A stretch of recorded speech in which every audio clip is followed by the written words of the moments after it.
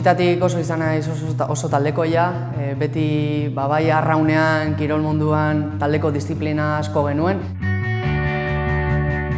Eta bai musikan ere bai, talde bat sortu genuen eta musikan beti izan dugu asteburutako ensaioak eta beti aritu naiz taldeko girora murgilduta, ez? Aitona ere bai kooperatiba munduan sartuta genuen eta beti nolabait transmititzen zizkigun balore horiek, bai etxean gurasoekin eta bai Aitona eta amonak ere bai beti izan dugu kutsu hori, ez? Orduan nik uste dut arrazoi potoloenetako bat lehinen sartzeko izan zela nire talderako lan gogori eta etxetikan jaso ditugun balio eta ideal guzti horiengatik, ez? Gradu honek eskaini didan beste aukera handienetako bat izan da nire bizitzako hirugarren talde hori sortzea, ez? Loading izenekoa, 17 gazte ilusio eta motivazioz beteta hasi genuen 4 urteko bide hori eta bide hortan bizi izan ditugun esperientzia, proiektu eta bezero eta ordu guzti horiek egin haute gaur egun naizen hori, ez?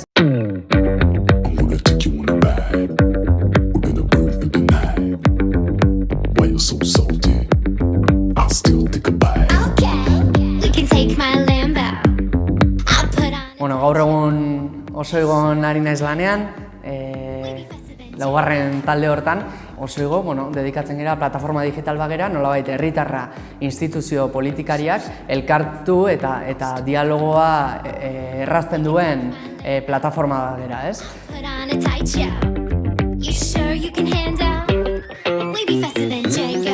Madrilen gaude, Madrilen dagolako kongresua, Madrilen daude eragile asko eta asko politika gintzan aritzen diranak eta oraintxe esango nuke lehenengo mailan nagola, talde berri batekin, 7 taldea osatu dugu gaur egun, beti oso zentratuta gizartean inpaktua sortzen, 150.000 herritarrekin, 750 politikari eta instituzioekin ari gara lanean, eta hortan, ez? Instituzioak diran alde ilun eta itxi hori nolabait irekitzen eta herritarrak bertan erabakiak eta ekimenak aurrera eramateko helburuarekin.